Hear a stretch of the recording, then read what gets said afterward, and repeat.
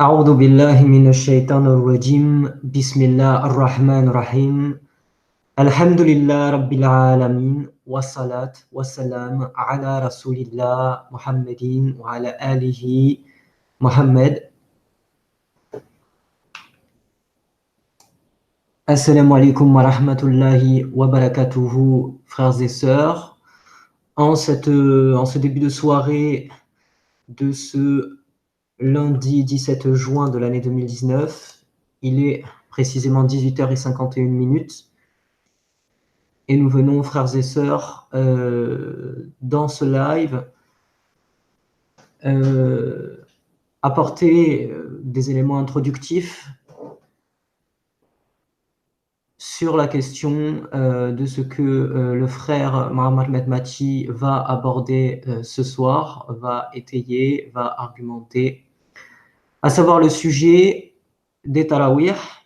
Comme vous avez pu le constater dans la bande-annonce de ce live, tarawih, on appelle ça polluer la scène du crime. On appelle ça polluer la scène du crime. Et vous avez pu, pour ceux et celles qui se sont tenus informés, pu constater qu'en effet, on a mis un extrait d'un shir qui, en tout état de cause, comme le frère Mohamed Medmati l'avait abordé il y a éventuellement quelques mois de cela, la question que on rend licite le sang des musulmans, on rend licite le sang des musulmans de par le fait qu'on ne ferait pas tarawih. C'est quand même très très très particulier, c'est extrêmement grave comme propos qui sont tenus. Surtout à l'aune des recherches, des études du frère qui nous porte chaque jour des enseignements et qui nous a démontré, je dirais par A plus B, que les tarawih sont une prière innovée, une innovation blâmable, dont je rappellerai aux frères et sœurs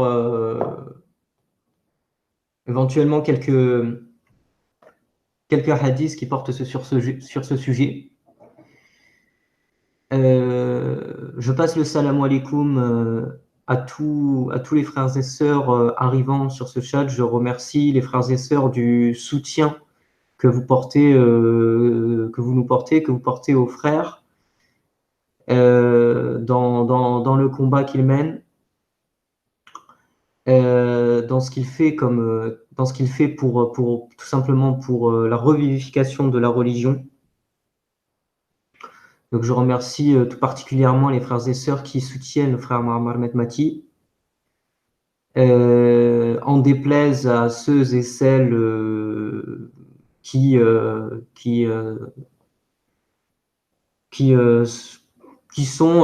vont à l'encontre de ce frère, ou encore à qui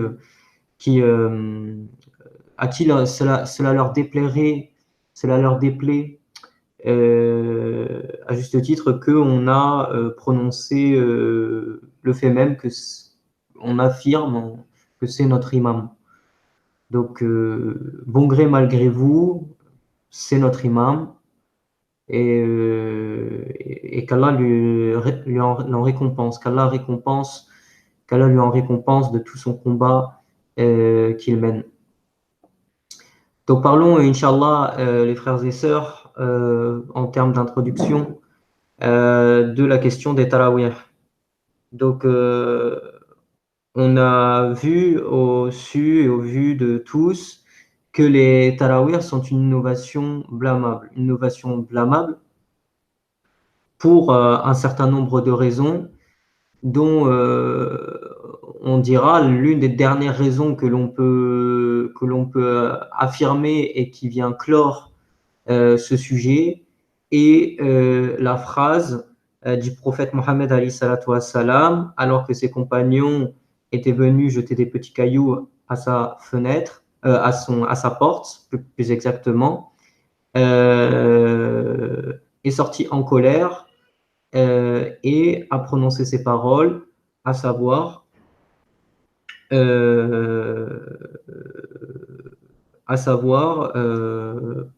aux gens, aux croyants, priez chez vous, car la meilleure des prières pour un homme est celle qui est faite chez lui, sauf la prière obligatoire.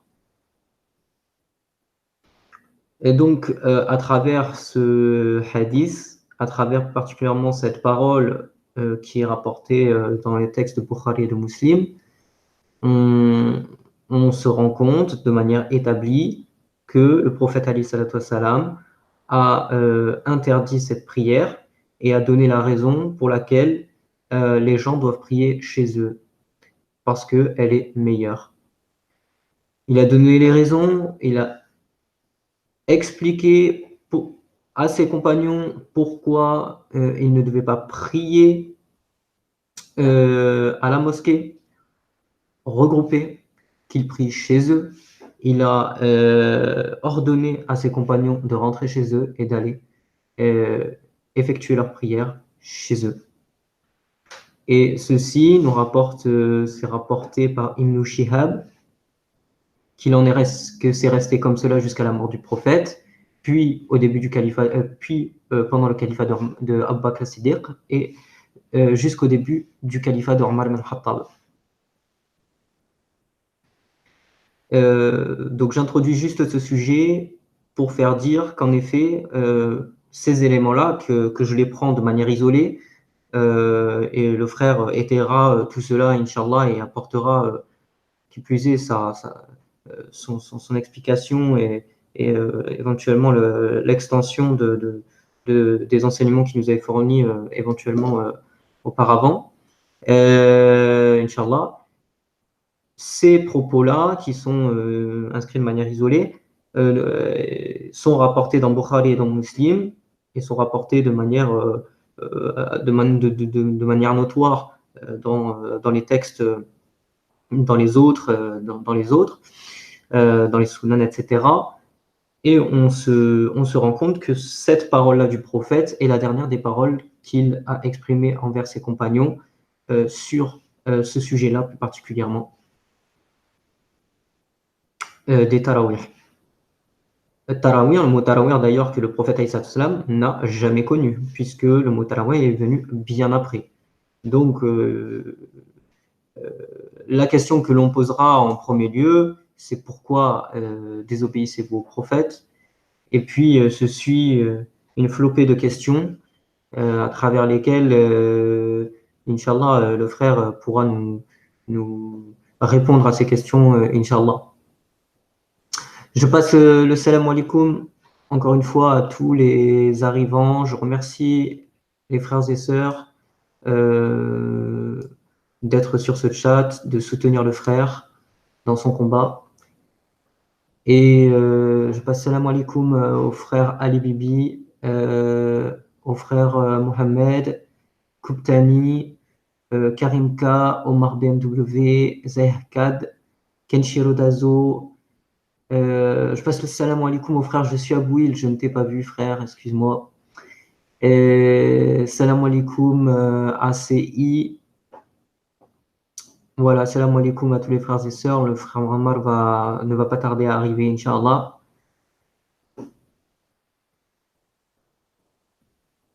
Inch'Allah.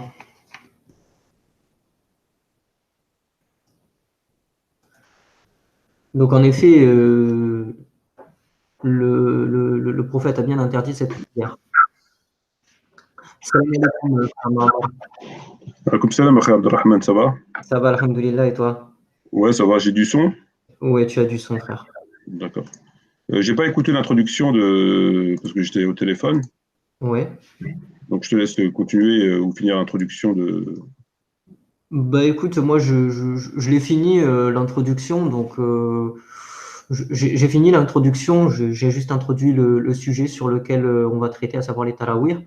Ouais, en ce sens où j'ai exprimé que j'ai parlé donc plus particulièrement du hadith dont le prophète alayhi salam a ordonné à ses compagnons de prier chez eux ouais, et que j'ai dit que bon, c'était expliqué de manière, enfin, que c'était rapporté de manière notoire dans Bukhari, dans Muslim, dans les Sunan, ouais. et que c'était la dernière des paroles que le prophète alayhi salam avait effectuées, avait ordonné à ses compagnons. Hmm. Et puis, de la même manière, j'avais exprimé ben, le fait que de ton travail, c'est-à-dire le travail que tu effectues depuis maintenant sur cette question, ça fait plus de 10 ans, il me semble, c'est ça? Sur cette question-là? Oui, pour compter une petite décennie, effectivement. Mhm. Voilà, donc sur cette question-là, et que tu avais démontré par A plus B que les Talaware sont bien une innovation blâmable. Absolument, absolument. Alors, je vais reprendre la parole, si tu veux bien, Khé. Je t'en prie, frère. Alors, avant toute chose, أعوذ بالله من الشيطان الرجيم بسم الله الرحمن الرحيم والصلاة والسلام على سيدنا محمد وعلى آله وصحبه أجمعين. Assalamu alaikum wa rahmatullahi wa barakatuh. Donc, je salue toutes les personnes qui sont présents, qui ont eu la bienveillance de venir sur le live, qui a été improvisé. Je l'ai improvisé, c'était pas prévu. Abdelrahman, tu peux arrêter de faire du son, ce serait gentil. Ouais, je m'arrête. Merci. Donc c'était un sujet en fait qui n'était pas prévu et il m'est venu à l'idée hier soir lorsque j'ai commencé un petit peu à revenir sur les tarawih et j'avais compilé à travers un fichier les découvertes que j'ai fait par rapport à ce sujet. L'essentiel des découvertes que j'ai faites, je les ai divulguées conformément à ce que nous impose le Coran et le prophète, à savoir que celui qui cache une science volontairement euh, aura une braise de feu dans la bouche, en tout cas, pour faire court, rendra des comptes, voilà, pour être sûr de ce qui se passera le jour des comptes, pour éviter de tomber dans la caricature ou dans le faux hadith, etc.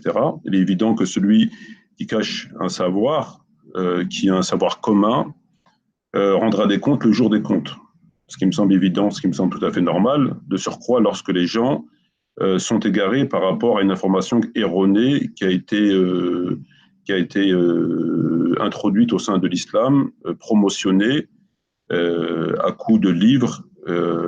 Et comme on sait que c'est l'Arabie Saoudite qui a on va dire, qui a le monopole de l'islam entre guillemets sunnite, c'est elle qui fait l'appui et le beau temps, c'est elle qui promotionne certains savants, qui en cache d'autres, enfin ben voilà.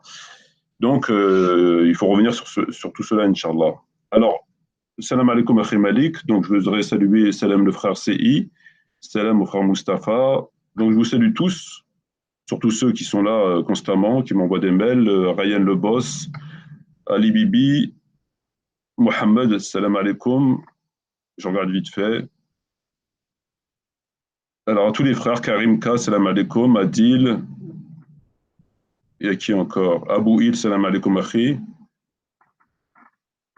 Voilà. Donc, je vous salue tous. Alors, est-ce que les gens ont du son? Est-ce que vous m'entendez bien ou est-ce qu'il y a des choses à régler éventuellement? Malik, est-ce que tu peux me dire si vous m'entendez correctement ou est-ce qu'il faut que je parle plus fort, moins fort, à droite, à gauche? Je descends, je monte? Comment ça se passe?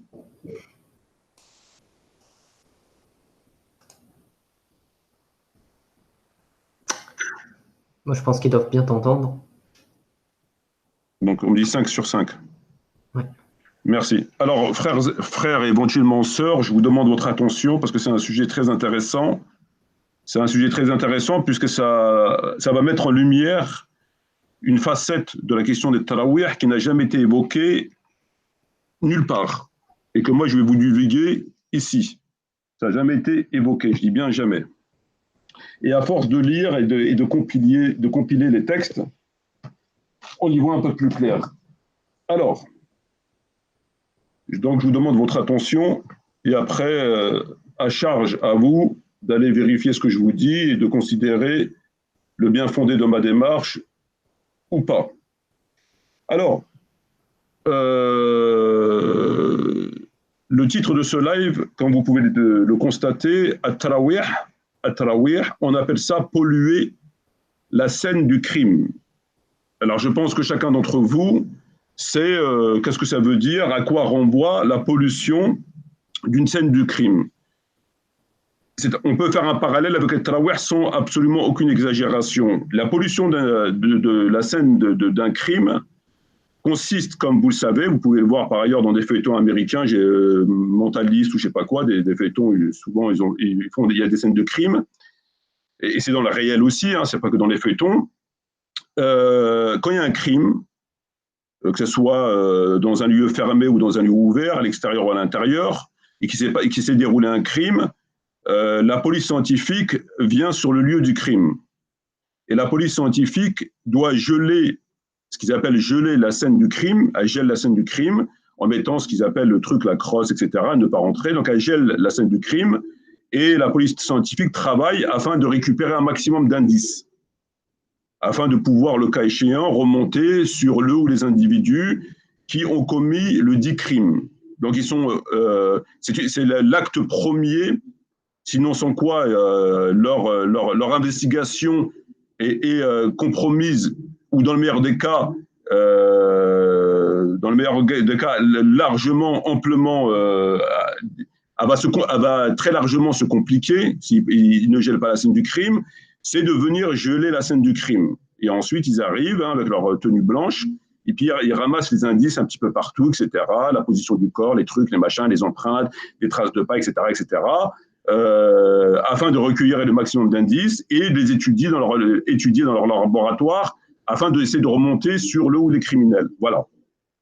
Alors, il se trouve que si on veut induire les enquêteurs en erreur, il se trouve que si on veut induire les enquêteurs sur une fausse piste, le meilleur moyen pour le faire, lorsque les individus sont chevronnés ou relativement chevronnés, on ne parle pas du petit délinquant qui vient et qui met un coup de couteau à une femme ou un bonhomme ou une bagarre, non, on ne parle pas de ça. On parle des gens, comme on voit un peu dans Colombo, voilà. Donc lorsqu'on veut induire les enquêteurs en erreur, on pollue la scène du crime, ce qu'on appelle polluer la scène du crime. Des fois c'est fait volontairement, des fois c'est fait involontairement. Volontairement, c'est-à-dire le ou les criminels brouillent les pistes, hein, ils ramassent les indices, ils mettent le corps d'une autre position, et ils mettent des trucs pour embrouiller les enquêteurs. Et quand c'est fait involontairement, c'est-à-dire que les gens qui passent par là, ou des voisins, peu importe, lieu fermé ou lieu ouvert, pénètrent sur la scène du crime, mais de façon involontaire. Et non seulement ils pénètrent dans la scène du crime, mais en plus ils touchent à des choses. Ils touchent au corps, ils touchent à des choses ici et là. Et donc quand la police scientifique elle arrive, la scène du crime, elle est, dans leur langage, polluée. On ne sait pas qui a fait quoi, on ne sait pas ces traces de pas, ils sont acquis, est-ce qu'ils sont éventuellement du criminel ou de quelqu'un qui est venu entre-temps pour voir ce qui se passait, on ne sait pas. Est-ce que l'empreinte digitale qui a été découverte est celle du criminel ou d'une personne? Est-ce que on ne sait pas. Ce qu'on appelle pollution du crime. Donc ça, c'est l'acte premier digne de toute police scientifique qui se veut un tant soit peu professionnel dans tous les pays du monde. Alors, quel est le rapport entre at-tarawih et la pollution d'un scène du crime? Le rapport, il est très simple. At-tarawih, lorsque vous investiguez de façon, je dirais, investigation de routine, de principe, on va dire une espèce d'enquête préliminaire, on est immédiatement interpellé par un certain nombre de textes qui attirent notre attention. Il n'y a pas besoin d'être Ibn Baz ou Ibn Taymiyyah ou Shafi'i, rahimahullah, pour se rendre compte qu'il y a quelque chose à redire sur ce problème, sur cette question. Donc, ici, nous avons les éléments qui ont été figés par l'histoire, puisque figurant dans des manuscrits, Bukhari, Muslim, etc., ils ont été figés par l'histoire. Ils sont contenus dans les ouvrages, donc ils sont figés par l'histoire. À charge aux musulmans, à charge à l'étudiant, à charge à l'érudit, au savant, au shir, de lire, évidemment, pour apprendre sa religion, ça me semble normal, en tout cas pour celui qui veut comprendre et ne pas faire tout et n'importe quoi, ne pas passer pour une bourrique, et à charge d'étudier, de comprendre.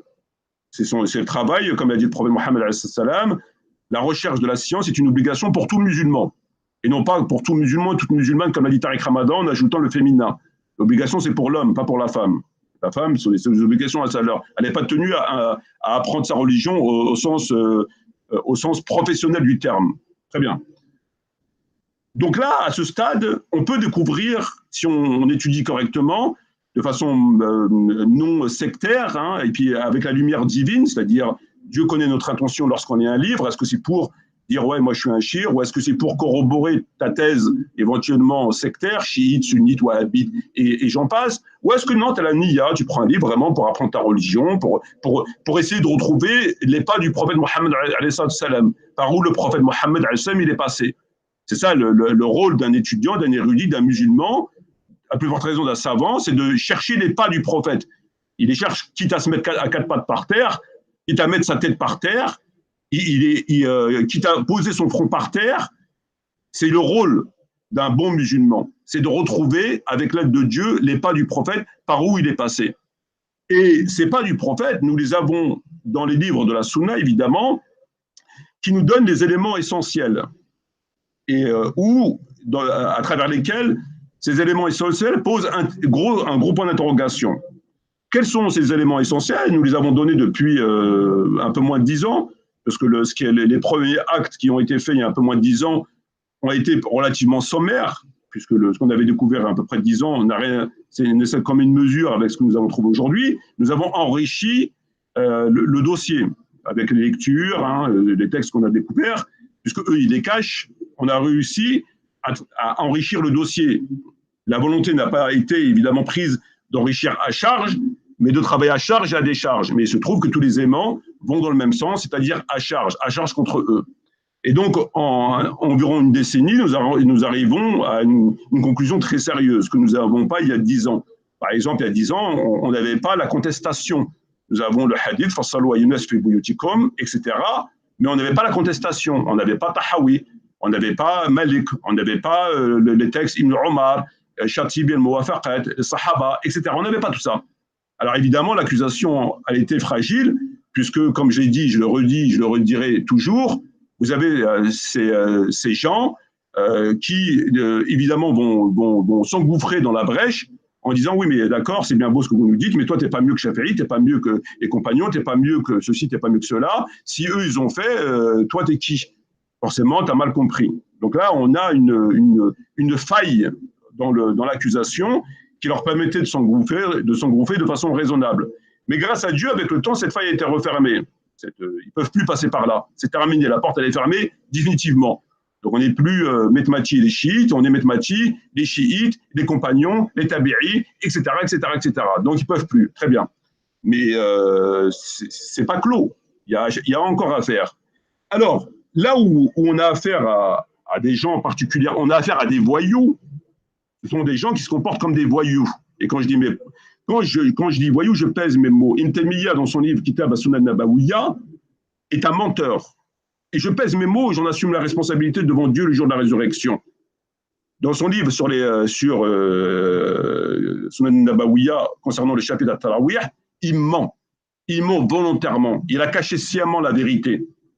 C'est un menteur. Il a menti sur les Tarawih, volontairement, de façon professionnelle. Et je pèse mes mots. Je lui accorde absolument aucun bénéfice du doute. Il l'a fait exprès. Et on y reviendra, le cas échéant, au moment voulu, où on développera ça de façon, là aussi, encore professionnelle, puisqu'il y a un projet qui se prépare concernant Tarawih, qui va, un ouvrage et des vidéos qui vont être, si Dieu le veut, évidemment, édités et traduits, bon, l'anglais et l'arabe, on l'a déjà, mais en turc, en indonésien, en plusieurs langues, et qui va être propagé dans le monde entier. Je pense qu'il va falloir qu'ils sortent de leur trou et qu'ils répondent aux questions. Donc là, on a fait le tour de la France. Celui qui a compris, tant mieux pour lui. Celui qui n'a pas compris, tant mieux pour lui. S'il comprend un jour, tant mieux. S'il ne comprend jamais, il comprendra un jour d'une façon ou d'une autre. Ce n'est pas un problème. Maintenant, il faut aller voir ailleurs ce qui se passe et dire aux gens, voilà ce qui se passe.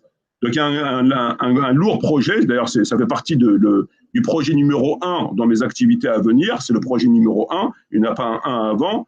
C'est de reprendre tout et faire l'édition d'un livre en turc, indonésien, anglais, arabe, français et puis probablement d'autres langues, et le propager partout, ainsi que des vidéos qui seront Inch'Allah traduites. C'est le projet numéro 1. Il faut que tout le monde entende ce point-là. Après, chacun en fait ce qu'il veut. Ça, c'est clair. Il faut pas leur permettre de filer à l'anglaise en pensant que le sujet va s'estomper de lui-même, un peu comme les gilets jaunes, et qu'ils vont continuer à mentir aux gens comme ça, ad vitam aeternam. Il va falloir qu'ils répondent aux questions. Il va falloir qu'ils répondent aux questions à des gens chevronnés. On n'est pas dans la petite fille qui appelle les imams, et que chaque imam lui dit tout et n'importe quoi, et comme elle ne connaît pas sa religion, elle ne sait pas à quoi répondre, parce qu'elle ne connaît pas. Là, ça ne va pas se passer comme ça si Dieu le veut. Ils vont arrêter de mentir sur le prophète, et surtout d'égarer les gens. Donc, revenons au sujet. Alors, ce courant de pensée, parce que c'est ce courant de pensée qui cause problème, ce n'est pas les savants en général. Il ne s'agit pas de mettre en accusation les savants en général de l'islam. C'est un courant bien précis qui a le monopole de l'islam, notamment maghrébin, archi-présent sur la toile. Donc, c'est ce qu'on connaît, que vous voyez partout dans les vidéos. C'est ce courant-là qui cause de très gros problèmes à l'islam sur un certain nombre de points. Et ce courant-là, qui se comporte comme des voyous, parce que c'est un courant qui est, on connaît leur positionnement par rapport à Omar ibn Khattab radiallahu anhu. Donc le courant de al-minhaj ad-dassisa wal-hila, le minhaj du complot et de la filouterie. Alors le minhaj du complot et de la filouterie, pour introduire le sujet, pour comprendre la mentalité de ces gens, il a les tarawih, ils n'ont pas décidé du jour au lendemain de mentir sur les tarawih. C'est pas venu comme ça en disant on va mentir sur les tarawih. Comment vient le mensonge par rapport au tarawih? Il vient par rapport à leur sectarisme et à leur courant de pensée. Parce que ce positionnement est en rapport avec tous les sujets qui causent problème. Si nous reprenons la problématique de Aïcha radiallahu anha concernant la bataille du chameau et d'autres choses qui figurent et reconnues par l'ensemble des musulmans du monde, y compris évidemment sunnites et des plus sectaires, les faits sont établis, c'est du factuel, nous avons constaté à maintes et maintes reprises qu'ils mentent, qui minimisent, qui nient. Ça, on l'a vu. Il n'y a plus rien à prouver en ce sens. Et ils le font pourquoi? Ils le font parce qu'ils ont un positionnement concernant la mère des croyants, la femme du prophète Mohammed, et donc ça leur cause problème de reconnaître qu'effectivement, la bataille du chameau cause problème. Effectivement, elle n'avait rien à faire à des milliers de kilomètres de chez elle. Effectivement, ce n'est pas le rôle d'une femme, de surcroît l'épouse du prophète, Mohammed ou d'un prophète, d'aller guerroyer et contre le gendre du prophète, le calife en titre, qui n'était pas n'importe qui, hein, ce n'était pas un commercial qui passait par là et qui a dit tiens, moi je vais bien occuper ce poste. Non. Donc ça cause problème. Effectivement, on ne peut pas. Je veux dire, là, il y a outrage à magistrat. Là, devant des gens normaux, tu tiens les propos qu'ils tiennent, il y a outrage à magistrat. Mais ils le font. Ils le font parce qu'ils ont affaire à des gens qui gobent tout, et de toute façon, les gens s'en tapent. Donc, ils peuvent leur dire tout et n'importe quoi, ça passe sans aucun problème. Bon. Ils le font par rapport à Omar ibn Khattab, ils ont la même position. Lorsqu'on nous rencontrons des difficultés par rapport à la question du jour du jeudi ou à d'autres sujets, ils ont le même positionnement, qui se résume finalement, circuler, il n'y a rien à voir. Et celui finalement qui insisterait un peu plus que les autres, il faut le discréditer en l'accusant de l'accusation non pas d'antisémite, parce qu'ils ont les mêmes outils. Hein. Quand tu critiques l'État d'Israël, on ne dit pas tu es antisioniste, on dit tu es antisémite. C'est un handicap. Là, on dit il est chiite. Bon, dans le meilleur des cas, il a des vapeurs chiites. Alors que ce que tu donnes et ce que tu mets en avant, évidemment, c'est légitime, tu as le droit. C'est des textes qui nous appartiennent. Et à charge au savant de te répondre. Le savant est quand même là pour répondre aux gens. S'il est dans l'incapacité de répondre, c'est lui le problème, c'est pas toi. Toi, en tant que musulman et en tant qu'étudiant, c'est légitime de dire tiens, il y a ça, est-ce que tu peux m'expliquer? Alors, où il te répond, ou il ne te répond pas. S'il ne te répond pas, c'est qu'il ne peut pas te répondre. S'il te répond et qu'il te dit tout et n'importe quoi, tu es en droit de ne pas accepter. Et le problème, eux, c'est qu'ils ne veulent pas qu'on pose des questions. C'est-à-dire qu'il faut accepter la réponse, même si c'est tout et n'importe quoi. Et si tu insistes, tu n'es pas bien. Le problème, c'est toi, ce n'est pas eux. Alors, ce positionnement, il est permanent. Hein. Il est par rapport à Aïcha, il est par rapport à Omar ibn Khattab, il est par rapport à Muawiyah, moins un peu pour son fils, parce que c'est quand même abusé, hein, il a quand même commis des viols, son fils, il a quand même attaqué la Kaaba, il a quand même fait des massacres. Bon, là, c'est un peu, je veux dire, bon, c'est même plus indéfendable. Là, bon, c'est. Quoique Ibn Taymiyyah, il a outrepassé la limite puisqu'il considère qu'il faut dire ni du bien ni du mal sur Yazid. Ni du bien ni du mal. On ne doit pas avoir d'avis, en fait, finalement. On n'a pas le droit. Tu dis ni du bien ni du mal. D'autres savants considéraient qu'il ne fallait pas l'insulter. Il ne fallait pas l'insulter malgré ce qu'il a fait, disant par là que, adoptant une position politique, en disant, mais si on accepte et on peut l'insulter, ça ouvre la porte à l'insulte vis-à-vis de son papa. En l'occurrence, Muawiyah ibn Abu Sufyan. Donc ils ont dit, il ne faut pas autoriser l'insulte sur Yazid, parce que ça ouvre la porte à son... Donc c'est politique. C'est politique, c'est pas théologique, c'est pas on peut l'insulter parce qu'il mérite de t'insulter conformément au livre. Non, non. Il mérite de l'insulter, mais on ne va pas l'insulter parce que c'est politique. C'est rien à voir avec la religion. Et donc, ce positionnement, elle est permanente. Elle est permanente. C'est une position permanente. Ça fait partie de cette secte. Cette secte de la filouterie et des coups foireux, c'est permanent. C'est pas que pour Omar ou pour Aïcha ou pour Omar. C'est permanent, c'est comme ça. À chaque fois, d'ailleurs, Nawawi le dit. À chaque fois que vous voyez une critique sur un compagnon, vous devez trouver tous les moyens inimaginables pour la contester. Et il le fait, lui, il le fait très bien dans son charh. On en a parlé pendant des mois et des mois. Il fait des trucs extraordinaires. C'est la position de Nawawi, donc c'est ce fameux axe Nawawi, Mtaymiyyah, etc., et qui promotionne, qui a des pétrodollars, et qui a imposé l'islam maghrébin au Maghreb, en France, c'est eux. Hein. C'est pas, des savants, il n'y en a pas que 22. Il y en a des milliers de savants qui ont marché sur cette terre, des compagnons, des tabi'is. Donc, il n'y a pas juste 24 savants et puis le reste, ils comptent pour du beurre. Ils sont là pour porter des livres. Absolument pas. Donc, il n'est pas étonnant, finalement, de constater que par rapport au Tarawih, ils ont fait la même chose. Ils ont fait la même chose que Siffin, que la bataille du chameau. On en a déjà parlé, Siffin, comment il nie des évidences en disant les deux, ils ont raison, alors que le prophète, il a jamais dit que les deux, ils n'avaient raison, etc., etc., etc.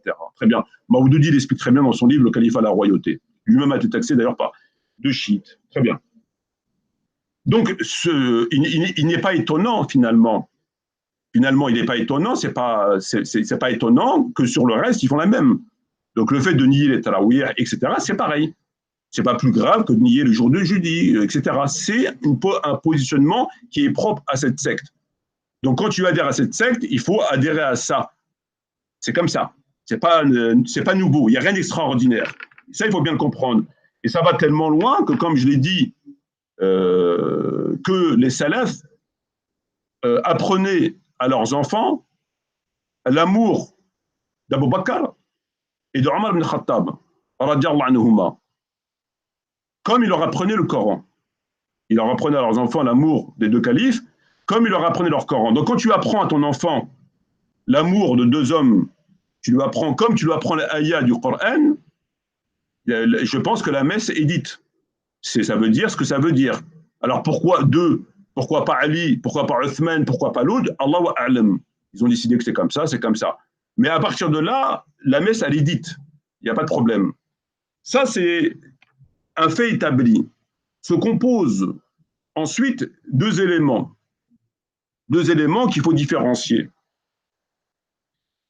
Vous avez les grands savants, comme l'imam Malik, rahimahullah, comme l'imam Shafi'i, à plus forte raison Tahawi, Hassan al-Basri et d'autres, qui ont une position relativiste sur la question. Ils y vont à demi-mot. Al-Shafi'i, on connaît ce qu'il a dit sur Tarawih. Lui-même ne faisait pas Tarawih. L'imam al-Malik, on connaît. On leur a rapporté qu'un tel et un tel ne faisait pas Tarawih, on connaît, etc., etc. Donc, c'est à mi-chemin, c'est entre le cochon et le mouton. Alors, c'est pas une sunna qu'il faille respecter, puisque l'autre, il préfère prier seul, l'autre, machin. Mais quand même, c'est mieux, c'est voilà, entre les deux. Voilà, on ne sait pas très bien sur quoi il se base. Ça l'est ou ça ne l'est pas. Ou il l'a fait ou il ne l'a pas fait. Ou on fait ou on ne fait pas. Ou il y a des textes ou il n'y a pas de texte. Il n'y a pas entre les deux. C'est tu fais ou tu ne fais pas. Alors, eux, ils savent la vérité. Évidemment qu'ils la connaissent, la vérité. Et ils ont été à demi-mot. Oui, c'est mieux. Moi, je préfère prier seul. C'est mieux que vous priez seul. Un tel ne font pas tarawih. Ils ont raison. ils ont raison de pas faire tarawih. Moi-même, je ne fais pas tarawih. Mais ils vont conditionner ça. Comme Malik dans le mot d'Awana, il conditionne ça. Oui, mais pour ceux qui peuvent. Par exemple, l'imam Shafi'i, il a dit je préfère. Je préfère. Ah, préférer, ce n'est pas une obligation. Pourquoi tu préfères? Oui, il préfère. Il n'a pas interdit. Il n'a pas dit c'est haram. Il n'a pas dit c'est bid'a mazmouma. C'est juste une préférence. L'imam Malik, il a dit moi, je ne fais pas tarawih. Un tel ne font pas tarawih. Pour ceux qui peuvent. Donc, on conditionne, etc. Hassan al-Basri, il n'a pas répondu. Il a simplement dit je préfère que les gens lisent le Coran eux-mêmes. Donc, tu vois, on est entre le cochon et le mouton. On conditionne. Conditionner quoi? Est-ce que le prophète Mohammed salam est venu et a conditionné? Est-ce qu'il est écrit quelque part dans le Coran, dans la Sunna, de A à Z, qu'on a des performances à faire par rapport à Tarawih? Est-ce qu'on est obligé de lire tout le Coran? Est-ce qu'on est obligé de faire telle et telle chose? Non. Chacun, le prophète a laissé la liberté à chacun de faire selon ses moyens, selon s'il travaille, selon si c'est une femme, un homme, qui soit marié, qui a des enfants. Voilà, il peut lire le Coran, il peut prier, il peut faire des du'as, il peut faire des zikr, il peut faire beaucoup de choses, il peut lire les hadiths, pourquoi pas. C'est apprendre sa religion, ça fait partie de l'adoration. Ça te permet de t'approcher de Dieu et de t'égarer du chemin tortueux. Donc le prophète, il a laissé ouvert. Vous ne trouverez jamais un texte qui impose aux musulmans une quelconque performance. Ça n'existe pas. Et d'ailleurs, aucun savant le dit. Donc pourquoi tu viens, tu nous conditionnes? Ils peuvent quoi? Et pourquoi, si cet argument était valable, pourquoi des tabi'in, Nafi', Salam et d'autres disaient, si je ne connaissais qu'un seul verset du Coran, le répéter chez moi est préférable, le répéter toute la nuit est préférable que d'aller à la mosquée. Il faudrait savoir. Lui, apparemment, il n'est pas d'accord avec Malik. Il ne connaît qu'un seul verset, que Qul huwallahu ahad, Allahu samad, lam yalid wa lam yulid, ça lui suffit. Wa lam yakun lahu kufuwan ahad. Ça lui suffit. Donc, tu vois, il y a des contradictions. Il faudrait savoir. Donc, évidemment, tout ça, en vérité, c'est pour ne pas dire les choses. Ne pas dire les choses au nom, évidemment, de ce que nous savons concernant le positionnement à cet endroit, Omar, Aïcha, Muawiyah, machin, etc. C'est clair. Mais eux, ils ont été quand même d'une relative honnêteté, même si ça m'a grandement déçu, parce qu'un savant qui cache une vérité rendra des comptes le jour de la résurrection. Il faut dire les choses, que ça plaise ou pas. Alors même si tu perds ton titre WBC, WBA, WBO, et que tu n'es plus champion du monde, parce que tu as osé dire la vérité, il faut l'accepter. Sinon, tu n'es pas un savant. Ils savaient très bien, ces gens, que si demain, chez les Shafi'i, il a dit, il a dit les valeurs d'Ahl al-Bayt, et ils m'ont dit, tu es un chiite. Il a dit oui, si reconnaître Ahl al-Bayt, c'est chiite, il a dit que juste, voilà. Donc, ils ne sont pas cons, ils le savaient. Donc, malheureusement, ils n'ont pas été au bout. Ils n'ont pas été au bout, parce que le bout, c'est quoi? La conclusion, c'est quoi? C'est préférable? C'est conditionné? Non. Le bout, c'est que c'est interdit haram. Oui, c'est haram. Est-ce que c'est un péché de faire tarawih? Naam, haram. Est-ce qu'on a des hasanat? Non. Tu auras des punitions. Pourquoi? Est-ce qu'obéir au prophète, c'est fard? Bien sûr. Est-ce que désobéir au prophète, c'est fard? Bien sûr. Est-ce qu'on peut avoir des hasanat en faisant le contraire de ce qu'a dit le prophète? Jamais. Est-ce qu'on a d'autres éléments? Aucun. C'est un ordre. Donc tu dois obéir. Et là, on n'obéit pas. Et tu penses avoir des hasanat. Passons le sujet. C'est ça, la vraie position. Je ne connais pas d'autres positions. Ça, c'est les premiers grands savants. Et ensuite, on a eu ce qu'on appelle la clique. La clique que l'on connaît. Ultra-sectaire. Ibn Taymiyyah est ultra-sectaire. C'est-à-dire le mec, il nie tout en bloc. Il va jusqu'à mentir pour essayer c'est bien connu. Donc là, on a eu... Et eux, ils ont terminé le boulot. C'est-à-dire, au lieu de rester de relativiser, etc., ils ont terminé le boulot. C'est radical, tarawih c'est sunna muakkada, oui, il n'y a pas... il est mieux de prier à la mosquée. Ils vont même Ils vont même contredire le prophète en disant quoi? On a posé la question à Fawzan ou je ne sais pas qui, les trois mousquetaires là-bas. Est-ce que c'est quand même incroyable quand même. Ils vont poser des questions à des savants pour leur dire est-ce que c'est mieux de faire tarawih à la mosquée ou à la maison? Et la réponse, vous l'avez déjà, non? Et donc, qu'est-ce que tu veux me casser la tête? La réponse, elle est dans ton livre. Eh bien, ils ont demandé à des savants. Là, on ne parle pas de Fasalo Innes. Non, on parle juste de savoir si c'est mieux. Hein. C'est-à-dire, on enlève l'impératif, on enlève tout ça. On va rester dans le minima, à savoir, est-ce que c'est mieux? Donc là, on enlève le fard. Je suis parti voir, j'ai des livres en mode savant, je ne m'en sais plus de Al-Semen et compagnie. Même Nawawi, d'ailleurs, il s'interroge, même Nawawi s'interroge, et d'autres s'interrogent. Est-ce que c'est mieux à Yachir de prier à la mosquée, Tarawih ou à la maison? Et non, c'est mieux à la mosquée. La réponse, c'est mieux à la mosquée. Alors, non seulement ils ont la réponse dans leur livre, Afdal Salat Satamraïf et Beiti'i, non, mais ils vont demander au shir. Mais ils ont la réponse du prophète. La meilleure prière pour un homme est celle qui est faite chez lui. Donc, tu as la réponse. Pourquoi tu vas demander au shir? Et le shir lui dit non, le contraire. Il lui dit non, c'est mieux à la mosquée. C'est ça le pire. Ça existe aussi.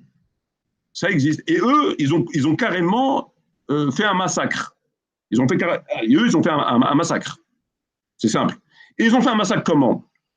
Ils ont fait un massacre, non seulement en ne disant pas la vérité, c'est-à-dire ce qu'on a dit, hein, le hadith, le contexte, à quel moment le prophète il l'a dit, est-ce qu'ils ont prié avec lui, pourquoi. Ça c'est les textes, c'est la matière grise qu'on a, que tout le monde peut trouver lorsqu'on étudie raisonnablement, correctement sa religion. Mais on ne parle pas de ça ici. On va parler d'autre chose. Ça, ils l'ont caché. Ils ont caché ça, ils n'ont pas dit. Mais ils ont été au-delà. Ils ont été au-delà de ça. Ils ont pollué la scène du crime. Le crime, c'est quoi? Le crime, c'est de désobéir au prophète et de cacher face au le contexte, le pourquoi, du comment. Ça, c'est la scène. C'est la scène du crime. Ça s'est passé quand? Où le prophète a prié? Combien de jours le prophète a prié? Est-ce qu'ils ont prié avec lui? Ça, ils l'ont caché. Ça, ils l'ont caché. D'accord? Ils vont juste dire que c'est une sunna muakkada. Et si c'est une sunna muakkada, comment ça se fait qu'ils ne savent pas combien il a fait de raka'a? Parce que c'est une sunna muakkada. Quand on dit sunna muakkada, ça veut dire confirmer, comme salat, la prière de l'appui, ou la prière de l'Aïd, ou la prière de salutation de la mosquée, on appelle ça soit sunna muakkada. C'est une sunna muakkada, du mot akid. Ça veut dire il n'y a pas de doute, la shik fiha. Ok? Bon, si tu sais que c'est une sunna muakkada, est-ce que tu peux me dire combien de raka'a il faisait? Ah ben, ils ne savent pas. Ah, donc c'est une sunna muakkada, mais tu ne sais pas combien il a fait de raka'a le prophète. Ah ben, on ne sait pas. Donc, ils ont divergé. Alors, un, il fait 20, l'autre, il fait 22, l'autre, il fait 12, l'autre, il fait 13, l'autre, il fait 8, l'autre, il fait 4, l'autre, il fait 25. Je ne sais pas ce qu'il traficote, c'est le loto. Et puis, ils sont partis voir Aïcha. Ils ont dit comment le prophète priait pendant le ramadan, comment il faisait une nafila, le prophète. Aïcha a répondu, elle a dit ni pendant ni en dehors du ramadan, il dépassait le temps de rak'a, 11 ou 13, je ne m'en souviens plus très bien du chiffre qu'elle a donné. Ben, ils ont dit, bon, on va faire comme ça, nous. Ils ont été carrément demandés. Mais c'est une sunna muakkada. C'est extraordinaire. Très bien. Donc là, on est dans la scène du crime. Maintenant, cette scène du crime, qu'est-ce qu'ils ont fait? Ils l'ont polluée. Ils l'ont polluée pour pas que le chercheur, l'archéologue, on est dans l'archéologie, l'enquêteur, celui qui cherche les pas du prophète, trouve. Alors non seulement on cache les éléments, on joue avec le hadith, en prenant le coupé au détriment d'une autre, etc., on cache. Déjà, c'est déjà criminel. Mais en plus, on va au-delà. On va faire en sorte que le mec qui va étudier correctement sa religion et qui va passer des années à étudier, on va l'embrouiller. On va tout l'embrouiller pour pas qu'il retrouve la vérité. Donc ça va au-delà. Et ça, les autres ne sont en rien responsables. Alors, comment ils ont fait? Je vais vous donner 11. Je vais vous donner 11 éléments. Il y en a moins. À ce jour, il y en a 11. Peut-être qu'on en trouvera d'autres. À ce jour, j'ai découvert 11 éléments. 11. J'aurais préféré que ce soit 12, mais il y en a 11. Il y a 11 éléments que j'ai découverts dans mes études qui leur ont servi à polluer la scène du crime afin d'induire les gens en erreur et afin que l'étudiant ne retrouve pas la vérité.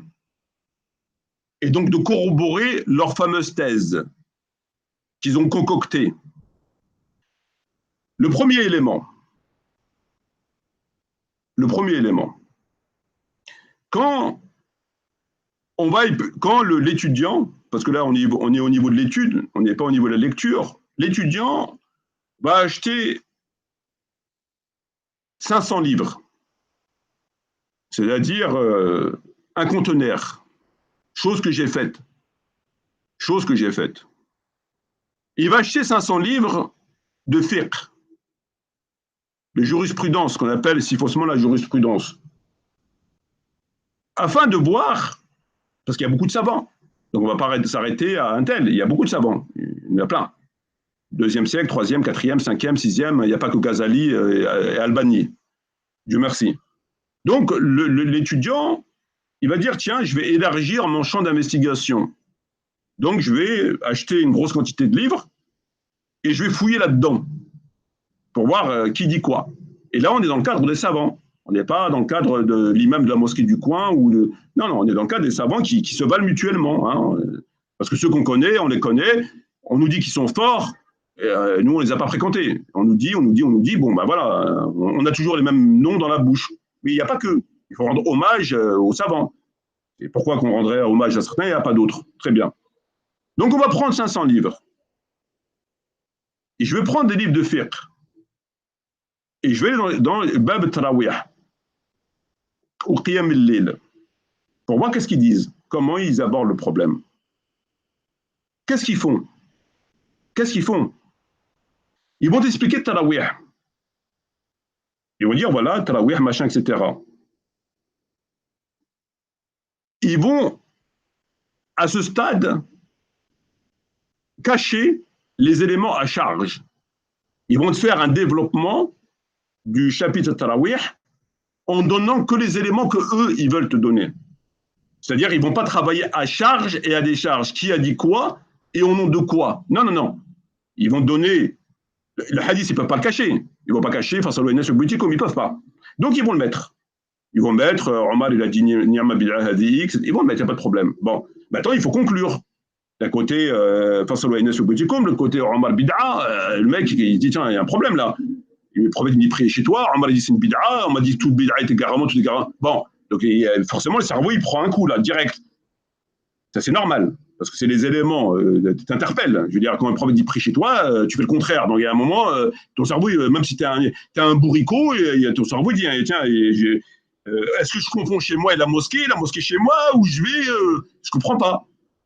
Et Omar bid'a, mais pourtant on m'a dit que bid'a. Bon. Donc les éléments interpellent le lecteur. Ils le savent. Ça, ils le savent.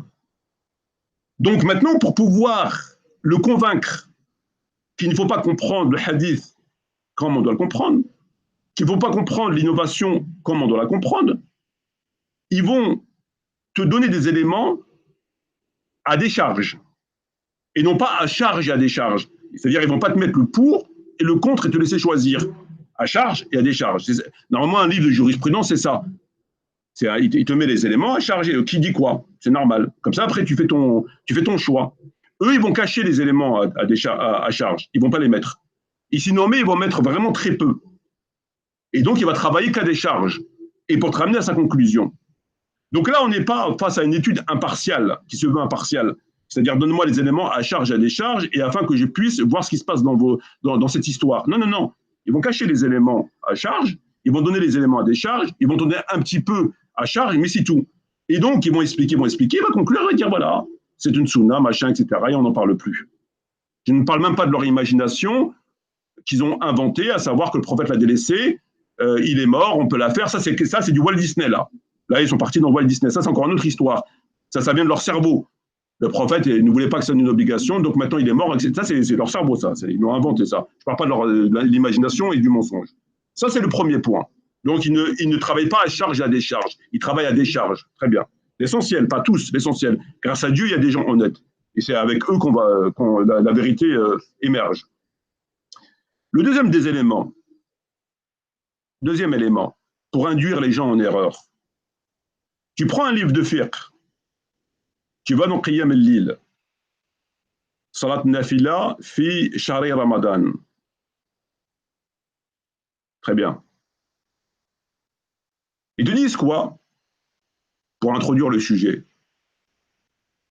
Le prophète Mohammed a dit, deux petits points.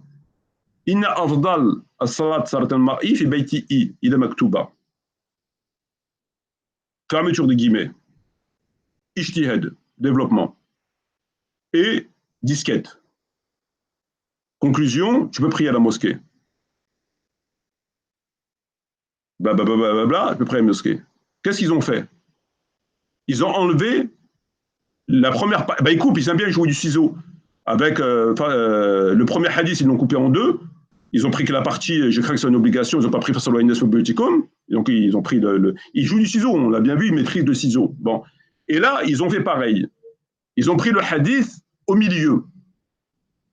Ils ne citent pas le hadith complètement, intégralement. Fasallu ayyuhannas fi buyutikum fa inna afdal as-salat salat al-mar'i fi baytihi ila maktuba. C'est ce qu'il a dit le prophète. Ils le savent. Non, ils vont couper la première partie. Ils vont enlever fasallu ayyuhannas fi buyutikum. Ça, on dégage. On garde quoi? Fa inna afdal as-salat salat al-mar'i fi baytihi. Donc, ils vont prendre que la deuxième partie dans certains livres de fiqh.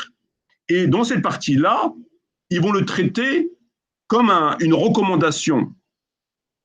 Et cette recommandation ramène le hadith au même rang que les hadiths qu'on trouve concernant, par exemple, la prière de la femme.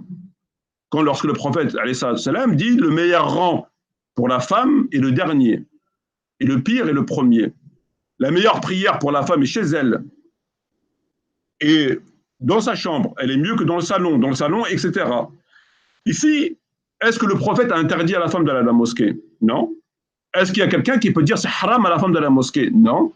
On ne peut pas. Pourquoi? Parce que dans le hadith, il n'y a pas d'interdiction. C'est une vive recommandation. Alors, la recommandation, elle doit être évidemment suivie.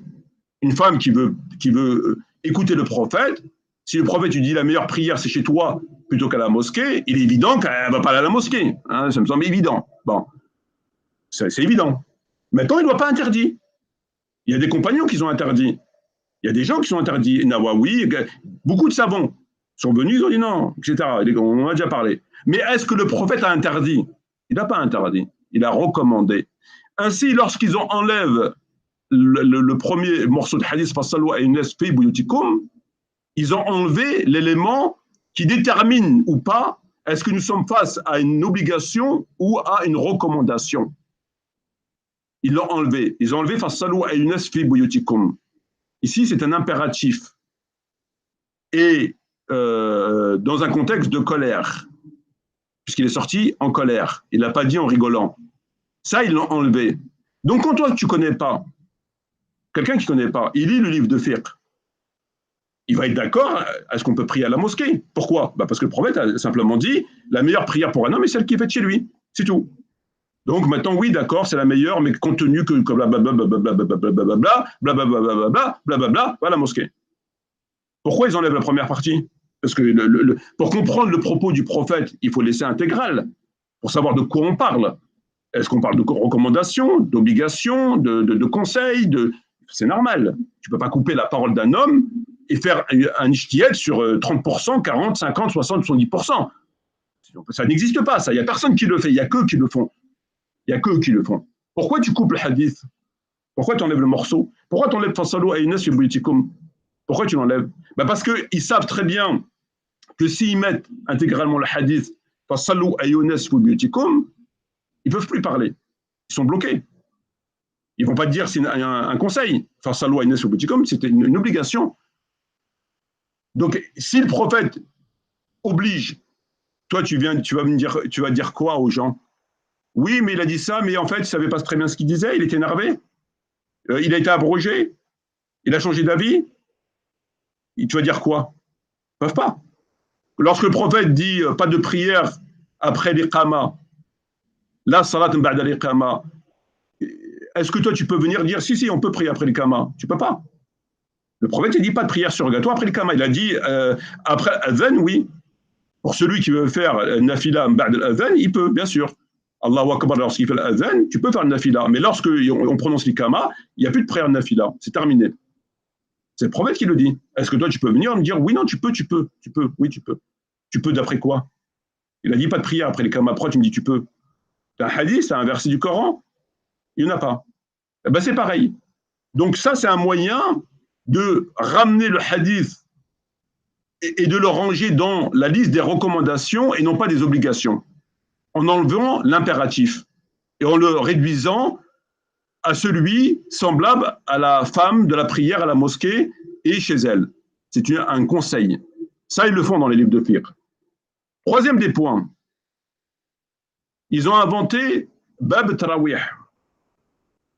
Dans le Bukhari, par exemple, vous trouverez dans les éditions que l'on a, pas celle de Maisonneuve, il n'y a pas. Maisonneuve, moi, le fameux Bukhari des années 80, comme on me critiquait à l'époque, il se réfère à un Bukhari des années 80, comme si Bukhari des années 80, ça causait un problème, mais bon, venant d'eux, il n'y a plus rien d'étonnant, sinon ils ne seraient pas dans la poubelle de l'humanité. À la base, dans le Bukhari, il n'y a pas de Bab Tarawih.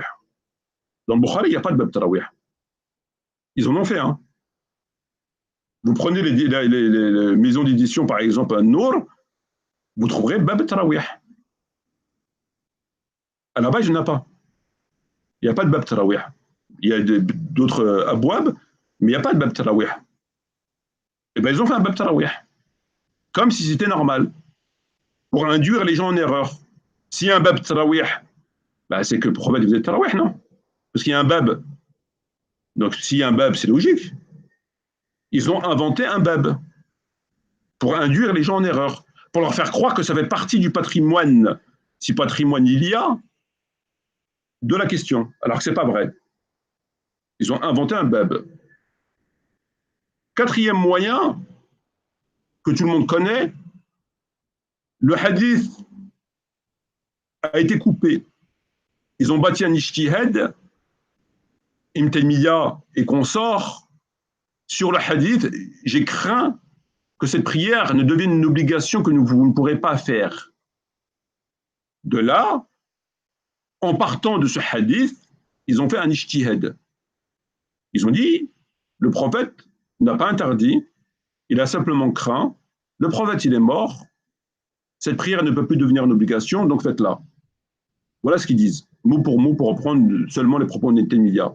C'est pas vrai, puisque nous savons très bien, c'est une vérité incontestée et incontestable, que l'histoire de Tarawih, passons ce que nous savons, se termine par aller chercher le prophète en jetant des petits cailloux sur sa maison, sortant de chez lui en colère, disant ce qu'il a dit, et après il dit « Fassallu ayyuhan-nas fi buyutikum » ordre qui a été exécuté à la lettre jusqu'à la mi-califat d'Omar ibn Khattab.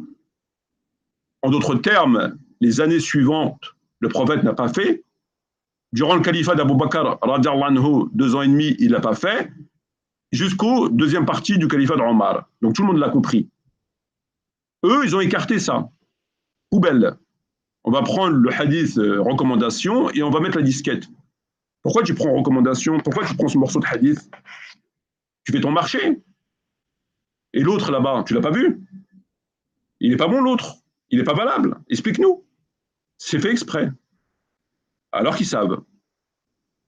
Dans la protection, évidemment, de leur sectarisme que l'on connaît, que j'ai évoqué.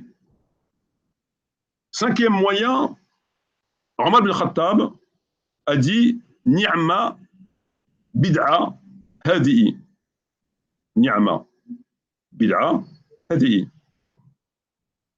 En d'autres termes, quelle excellente bid'a. Omar, lui, constatant que des gens faisaient une chose qui n'existait pas à l'époque du prophète, ni à l'époque d'Abu Bakr, l'a appelé par son nom, bid'a. Alors là, ils ont été embêtés. La secte des coups fourrés et de la filouterie sont embêtés, puisqu'ils savent très bien que le mot bid'a, tout le monde connaît. D'ailleurs, ils le disent dans leur prêche, toute innovation est égarement. Toute innovation est égarement, et tout égarement conduit au feu. Ben, il faut qu'ils arrêtent, parce que Tarawih, c'est une bid'a, c'est Omar qui le dit. Donc, si vous dites toute innovation est égarement, ben, vous reconnaissez de ce fait qu'il y a un problème, puisque le tarawih, c'est une bid'a. Donc, vous devez dire normalement, toute innovation est égarement, sauf tarawih. Ah oui, c'est absolument logique. Omar dit c'est une bid'a. Donc, vous ne pouvez pas dire, ils ne peuvent plus dire toute innovation. Bon. Donc là, qu'est-ce qu'ils ont fait? Ben, ils sont embêtés de l'aveu même de Omar. Ils sont embêtés. Qu'est-ce qu'ils ont fait? Ah ben, c'est une bid'a, l'oraouia. Ah, et qu'est-ce que c'est l'oraouia? Ben, en fait, l'oraouia, c'est une chose qui n'a pas de précédent. Admettons, à l'époque, il n'y avait pas de téléphone. Maintenant, il y a des téléphones. On appelle ça innovation l'oraouia. Ce n'est pas une innovation dans la religion, c'est une innovation dans la langue linguistique. Tu vois? C'est pas pareil. Donc, ils ont dit, ils l'ont rangé dans l'innovation linguistique. Alors, une question, elle est simple. C'est des gens qui ont beaucoup d'imagination, ces gens. La question, elle est simple. Comment peut-on ranger une innovation linguistique dans un acte de prière? Est-ce que la prière, c'est linguistique? Ou est-ce que ça fait partie de la religion au sens strict du terme? Ou est-ce que c'est comme une voiture ou un téléphone ou un couteau ou une canne à pêche? Ben parce que là, on parle de quoi? On parle de la prière. Donc, s'ils disent que c'est dans l'oraouia, dans ce cas-là, il faut considérer la prière comme un acte matériel qui n'a rien à voir avec la religion. C'est comme ça. Or, la prière, tout le monde sait que c'est pas une voiture, c'est pas linguistique, c'est théologique. Ça fait partie de la religion. Donc, forcément, lorsqu'il dit ça, il ne parle pas, lui, de linguistique. Ça, c'est eux qui l'ont dit. C'est ses avocats. C'est ses avocats qui l'ont dit, mais lui, il n'a pas dit ça. Il n'a jamais dit l'oraouia. Ça ne peut pas être au sens linguistique parce qu'on a affaire à la pratique, à la prière. Donc ça ne peut pas être linguistique, ce n'est pas un minbar, ce n'est pas un haut-parleur. Non, c'est la prière. Donc si on parle de prière, innovation, ce n'est pas linguistique.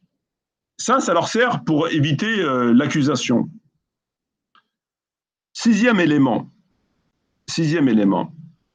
Le hadith, fassalu aynas fi buyutikum, etc., il enlève du chapitre qu'ils ont créé, il le cache dans un autre chapitre. Dans le Sahih Muslim, dans le Bukhari et dans d'autres ouvrages, ce hadith qui doit figurer normalement dans le bab qu'ils ont fait de Tarawih, donc ils font un bab Tarawih, ils mettent le hadith de Tarawih. Mais on ne trouve pas ce hadith, fassalu aynas fi buyutikum, ils l'enlèvent. Tu cherches, tu dis, mais où le hadith? Ils l'ont mangé ou quoi? C'est la chèvre qui recommence. C'est la chèvre de M. Seguin qui refait surface. Non, il l'enlève. Tu retrouves dans la prière de l'éclipse ou voilà.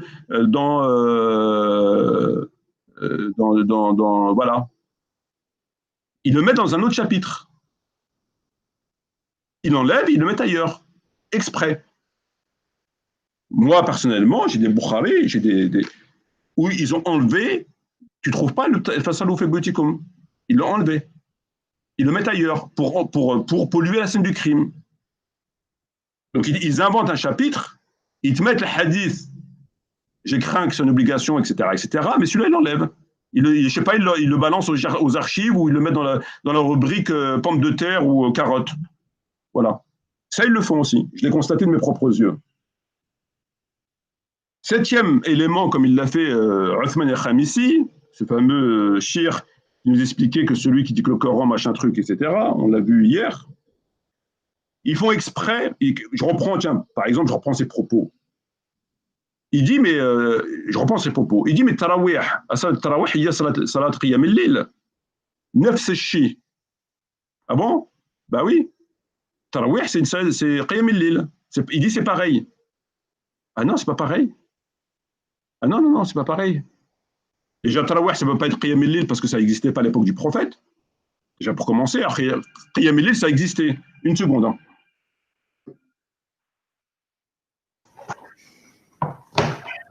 Le frère va arriver.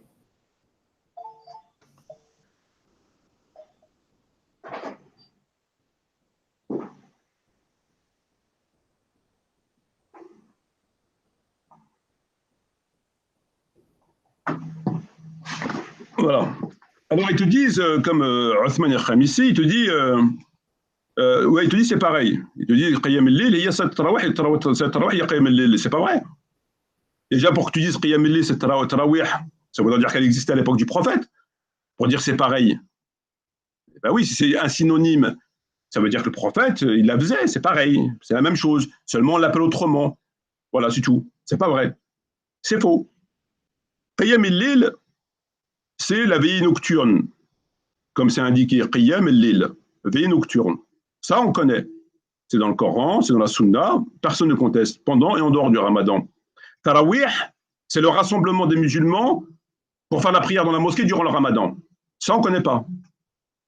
Alors, moi, je ne connais pas. Ça n'a rien à voir. Et où le rapport entre Qiyam al-Lil et Tarawih? Ben, le rapport, il n'y en a pas. Un, le prophète ne connaît pas. Donc, il faut arrêter d'attribuer des choses au prophète. Parce que si c'est pareil, le prophète l'a fait. Il l'a vécu, en tout cas.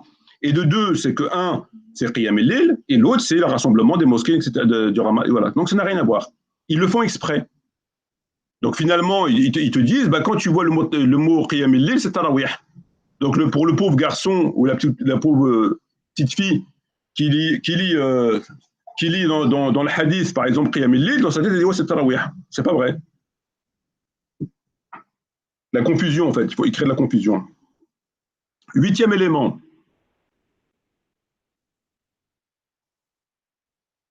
Alors là, là j'ai failli prendre le livre et le déchirer. Là, ils perdent complètement mon respect.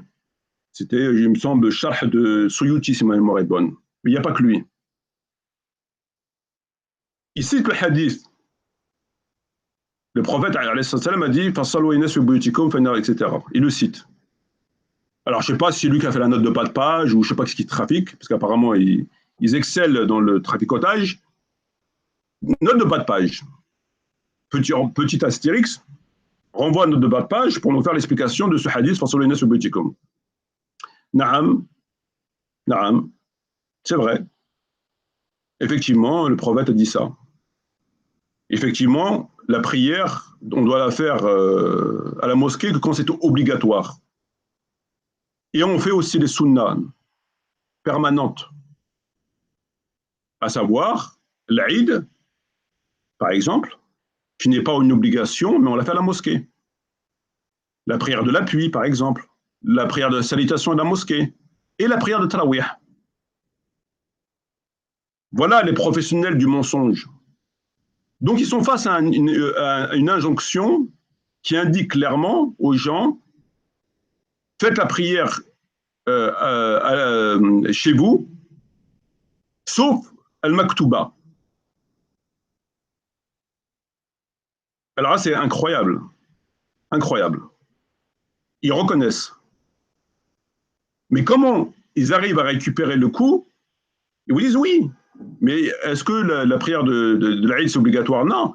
La prière de l'appui, non. Ce sont des sunnans. On les fait où? Dans la mosquée. Tarawih, on fait dans la mosquée aussi. C'est ce qu'on appelle des sunnans permanentes. Permanentes. Donc, ils ont pris le tarawih, ils l'ont rentré dans la sunnan permanente pour éviter de rendre des comptes. Mais jusqu'à preuve du contraire, tout le monde sait que le prophète faisait l'Aïd, la prière de l'appui, etc. Mais le tarawih, quand il a fait le tarawih, le prophète, lui? Pour que tu puisses me ranger le tarawih avec des sunnans permanentes, il faudrait qu'il les ait fait au moins une fois dans sa vie. Et de surcroît, il ne faudrait pas qu'il les ait interdites quand même. Alors je voudrais qu'on me dise quand le prophète a fait le tarawih une fois dans sa vie. Il n'y en a pas. Donc s'il n'y en a pas, pourquoi vous dites que c'est une sunna permanente? Comme s'il avait fait toute sa vie. Ils arrivent à te dire que c'est une sunna permanente comme la prière de l'Aïd, donc de la ranger dans les sunnas permanentes afin de l'introduire au sein de la mosquée. Or, il se trouve que le prophète ne les a jamais faites de sa vie, jamais, et de surcroît, il l'a interdite. Mais il l'a rangée parmi les sunnas permanentes. Ça veut dire qu'il l'a fait tout le temps, lui, il a toujours fait tout le temps. C'est quand même fort. Le neuvième élément, c'est que quand vous écoutez les savants comme Albani, Fawzan et l'équipe, et Taymiya, ils ont tous caché la contestation. C'est-à-dire que quand ils t'expliquent les Tarawih, Albani et les autres, ils te mettent que leur explication, en faisant croire aux gens qu'il n'y a rien d'autre. que les compagnons, le prophète, machin, truc, c'est bon. Et tous les textes de l'imam Tahawi, par exemple, qui dit Zalika Sawab, de Ibn Omar, qui dit tu écoutes tout comme un âne, et les textes qu'on a vus, ils n'en ont pas parlé. Ils n'en parlent pas. Ils font comme s'ils n'existaient pas. Que des sahaba ne faisaient pas tarawih, comme il le rapporte l'imam Shatibi dans le Muwafaqat, ils ne le disent pas. Ils cachent. Ils font croire aux gens qu'il n'y a pas d'autre truc. Tout le monde faisait. Il y a, comme ils appellent, un ijma'. Voilà. Il y a un consensus. Et celui qui sort du consensus est un agarré. Alors qu'il n'y a pas de consensus. Mais ils cachent, comme ils font dans les livres de fiqh, ils cachent à charge. Ils ne citent jamais la contestation. Ils l'occultent. 10e élément, c'est qu'en dehors des livres de fiqh que l'on connaît, des écoles que l'on connaît, il y a d'autres livres de fiqh. Il n'y a pas que ceux-là. On y reviendra au moment voulu. Et donc, il y en a d'autres que personne n'a entendu parler ici. Ni en vidéo, ni en dessin animé, ni en quoi que ce soit. Et dans ces livres de fiqh, il y a des preuves encore que ça a été contesté par les grands savants. Ça a été contesté notamment dans un livre de fiqh où le savant dit le prophète a interdit de faire la tarawih à la mosquée au nom de ce verset, de ce hadith. Cependant, les gens préféraient suivre le Omar qui a fait, etc. Il y a des livres de fiqh qui disent ça. Il le dit clairement. Comme quoi, le prophète a interdit, mais les gens préféraient suivre Omar. Ça, ils ne le disent pas non plus. Donc, les livres qui sont connus, ils les cachent. Et les livres qui sont inconnus, ils ne vont pas les chercher pour dire ce qui se passe là-dedans. Ils cachent aussi, les deux, connus et inconnus. Et enfin, pour terminer, le 11e élément, ils prennent des hadiths qui n'ont rien à voir avec le tarawih. Par exemple, ils vont prendre le hadith qui dit, le prophète alayhi salam a dit, celui qui veille durant le mois du Ramadan avec foi et conviction, Allah lui pardonnera ses péchés. C'est un hadith qui est connu. Ils le mettent dans la rubrique tarawih. Celui qui veille durant le Ramadan avec foi et conviction, Dieu lui pardonne ses péchés. Mais le hadith là-dedans, où il parle de quoi, tarawih, c'est écrit où tarawih? Il n'y a pas écrit tarawih, il est simplement écrit celui qui veille avec foi et conviction, c'est tout. Ce qu'on appelle qiyam al-lil. Quel rapport avec tarawih? Il n'y a pas de rapport. Il n'y a pas écrit celui qui fait tarawih, il a écrit celui qui veille avec foi et conviction. C'est tout. Ah ben, ils le prennent, ils le mettent dans la rubrique tarawih. C'est une preuve comme quoi il faut faire tarawih. Parce que le prophète a dit celui qui veille avec foi et conviction, Dieu lui pardonne ses péchés. Il n'a pas écrit tarawih. Ben, ils le prennent, ils le mettent dans le tarawih pour induire les gens en erreur.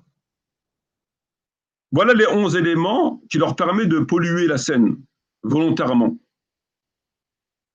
Voilà comment ils arrivent à polluer la scène, comment ils arrivent à embrouiller le cerveau des gens. Enfin, on a passé un extrait d'un shir, et ce shir, dans cet extrait, comme vous l'avez entendu, ça a été traduit, qu'est-ce qu'il dit? Il dit celui qui ne fait pas de tarawih, ou en tout cas la rejette, est un kafir. C'est ce qu'il dit mot pour mot. Pourquoi? Parce qu'il y a un consensus des compagnons, machin truc. Donc il dit, c'est celui qui la rejette, c'est un kafir. Premièrement, déjà, il a piétiné la règle fondamentale qui considère qu'il n'y a que des éléments en rapport avec le Coran établis par le prophète et le Coran et le prophète qui rentrent dans le cadre de la aqidah, qui peuvent faire sortir les gens de l'islam. Quelqu'un qui a introduit une chose, un compagnon qui a introduit une chose, même s'ils sont 24 califes bien guidés ou 200 000 califes bien guidés, elle ne rentre pas dans le cadre de la croyance. Par conséquent, elle peut, surtout une chose qui a été faite après le prophète. Parce que si ça a été fait après le prophète, par conséquent, la croyance est fermée. Et si elle est fermée, il n'y a plus d'éléments qui peuvent faire rentrer ou sortir. Donc, comme même il y aurait 12 000 califes bien guidés qui auraient commis un acte et qui sont mis d'accord avec cet acte, ce n'est pas pour autant que ça fait sortir de l'islam. C'est pas pour autant. Déjà, ça, c'est la règle fondamentale. C'est la règle fondamentale. Il a fait abstraction. Mais le plus grave, c'est qu'il a fait une boulette comme Uthman al-Khamisi. Uthman al-Khamisi nous explique que celui qui considère que le Coran suffit pour faire sa religion est un kafir. C'est ce qu'il a dit dans l'extrait. Celui qui vous dit le Coran suffit est un mécréant. Or, Omar ibn Khattab, il a dit que Aïdana kitab Allah, yikfi. Aïdana kitab Allah, yikfi. Nous avons le livre de Dieu suffit. Donc, donc pas besoin de la sunna. C'est ce qu'il dit. Donc il y a un problème. À force de mentir, ils tombent dans leur propre bon. Ben lui, il a fait pareil. Le type, là, avec la serviette sur la tête, il ferait mieux d'aller travailler d'ailleurs. Il a fait pareil. Il dit que celui qui rejette Tarawih est un kafir. Celui qui ne fait pas Tarawih, qui rejette, c'est un mécréant. Si je ne m'abuse, dans le livre Al-Muwafaqa de l'imam Shatibi, il te dit qu'il y a des grands savants, des grands compagnons, des tabi'in qui ne faisaient pas Tarawih. Donc ils sont mécréants. Ibn Omar, qui ne faisait pas Tarawih, est un kafir. Tous les tabi'is qu'on a vus qui ne faisaient pas Tarawih, dont celui, Salam ou Nafi', qui disait ne connaître qu'un verset, le répéter serait mieux que d'aller derrière un imam, c'est un kafir. Oui. Donc eux, c'est tous des koufars. Parce qu'ils n'en veulent pas de Tarawih. Ahl al-Bayt, dans les livres de. Comment il s'appelle je l'ai sous les yeux là.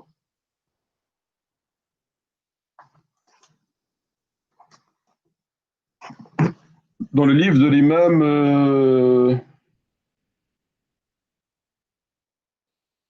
Nil wal Abtar, Shawkani, il dit que dans son livre, Ahl al-Bayt ne faisait pas Tarawih, c'est des koufars aussi. Donc il y a des compagnons qui ne faisaient pas de Tarawih. Il y a des tabi'is qui ne faisaient pas de Tarawih. Il y a des grands savants qui ne faisaient pas de Tarawih, comme on le sait. Et lui, il vous dit, celui qui rejette Tarawih est un kafir. Donc eux, c'est des koufars.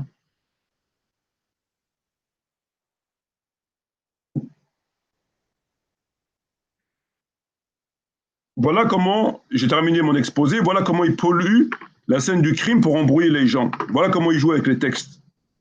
Voilà. J'ai terminé, Abdelrahman. Ouais. Je te laisse la parole, Abdelrahman. Je t'en prie. Comment dire, c'est extrêmement grave, frère. Surtout cette dernière parole que tu viens d'exprimer, de rendre licite le sang des musulmans, de rendre le sang licite des musulmans, alors que c'est une innovation blâmable.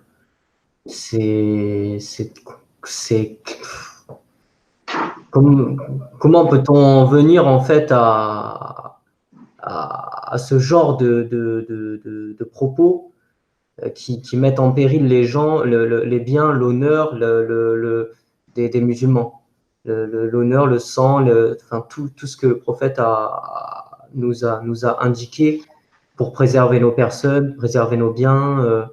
Et eux, ils viennent avec leur ijtihad, leur ijtihad, si on peut appeler ça un ijtihad, parce que, bref, c'est un effort d'interprétation, c'est ça, un ijtihad.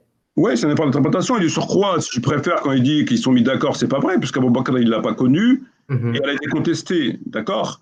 Donc, il rend le sang licite du musulman, alors qu'ils ne font qu'obéir au prophète. Donc maintenant, le fait d'obéir au prophète et de désobéir à Omar, ton sang, il est licite.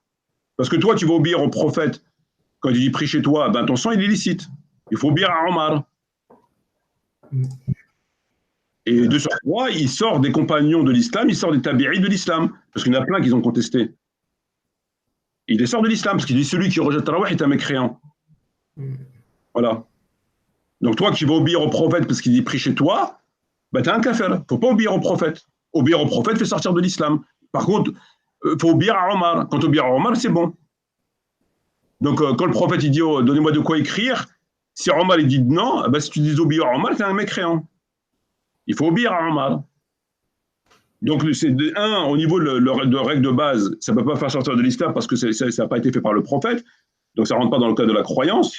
Et de deux, c'est que les califes, ils n'ont jamais été d'accord sur ce point. De trois, c'est qu'il y a beaucoup de compagnons qui ne faisaient pas, etc. Donc il a tout faux. Il a tout faux. Il est complètement à côté de sa chachia, c'est babouche. C'est ça. En fait, la seule question. Ils prennent les devants en menaçant les gens. C'est-à-dire, ils vont jusqu'à menacer les gens de dire on va vous tuer si vous ne reconnaissez pas Tarawih. Ils menacent les gens. Donc ça veut dire que tu es obligé d'accepter. Et si tu n'acceptes pas, il vient, il te tue et il te prend tes biens et tes enfants. Parce que tu n'as pas accepté Tarawih. Donc de force, tu dois accepter. De force. Voilà. Que ce soit le mensonge, c'est ça, tu fais de force. Quoi. De force. Ouais. De force. Incroyable. Et Moi, je parlais de la question de l'effort d'interprétation parce qu'à ce niveau-là, est-ce que c'est vraiment en fait un effort d'interprétation ou c'est plutôt un effort de la filouterie? C'est C'est quand un, même c'est un effort d'interprétation diabolique. diabolique ou satanique. Voilà, Parce que quand même, un effort d'interprétation, l'interprétation, c'est quand même rester au niveau du texte, mais eux, ils font tout le contraire. tout à fait. Ils falsifient les textes, ils cachent les textes, ils dissimulent, et ils éludent des preuves, etc., etc. C'est plus... Voilà ce que j'ai. Ouais, Oui. ouais, vas-y, je t'en prie, je t'en prie. Voilà ce que j'avais à dire, Abdelhamid. Moi, je vais faire mes choses. Je te laisse Ben, avec les frères sur le live un petit peu. ben, si des frères et sœurs peuvent, enfin plus particulièrement des frères comme le frère Malik, le frère S'ils veulent Mustapha monter, ou ouais. d'autres veulent monter, Je vais ben, essayer de venir dans un petit quart d'heure. d'accord, Inch'Allah. Merci. Y a pas de problème. Donc les frères et sœurs, plus particulièrement le frère Malik, le frère Mustapha, si vous voulez monter sur le live pour apporter vos développements, pour apporter vos propos, vous pouvez venir. Si tu arrives, Karim. Non, je vais confirmer, tu vois, comme la personne elle doit prendre un billet de train, un billet d'avion pour. Tiens. Fatigant.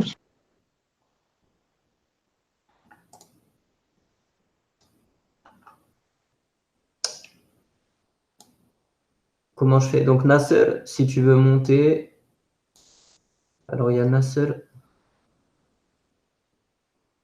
Alors si tu veux monter, il faut que tu me passes ton adresse mail. Et moi, je vais te passer le lien Hangout. Tu me passes ton adresse mail via le chat.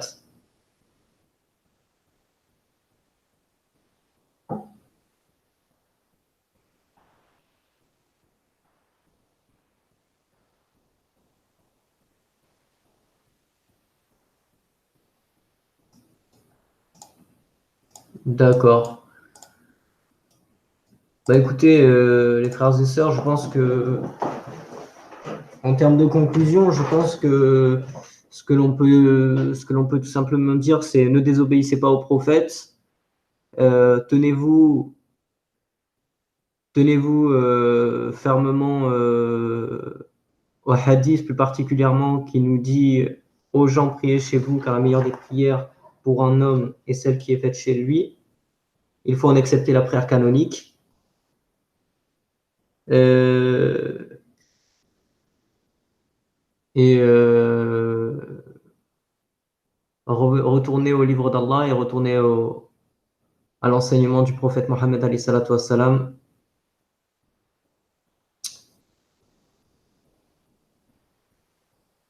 Alors Nasser,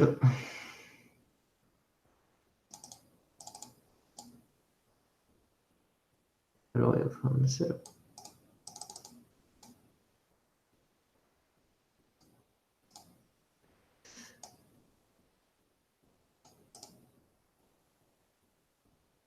Les frères, si vous n'êtes pas présents sur le live, je préfère m'en tenir à clore ce sujet et Inch'Allah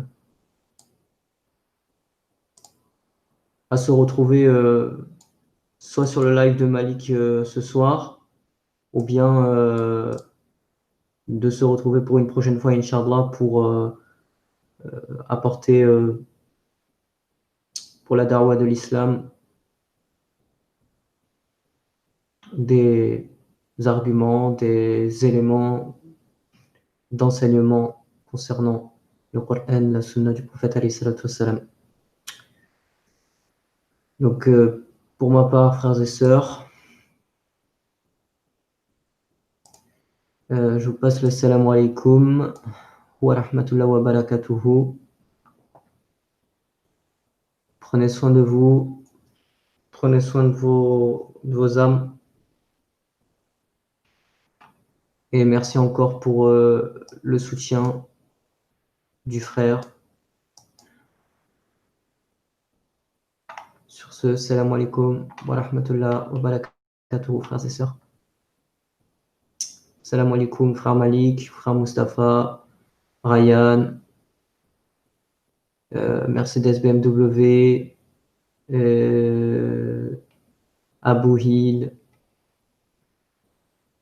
CI et tous les autres frères que je n'ai pas cités. Merci à vous. Salam alaikum wa rahmatullahi wa barakatuhu.